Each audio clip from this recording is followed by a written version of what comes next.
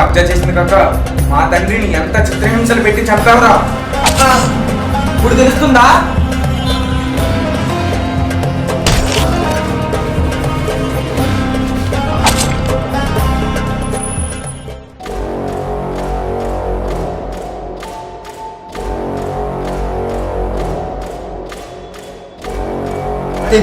నువ్వా పిల్లల్ని కిడ్నాప్ చేస్తున్నాం? ఇందులో నుంచి ఏమైంది అసలు? ఎందుకు అలా కిడ్నాప్ చేస్తున్నాం?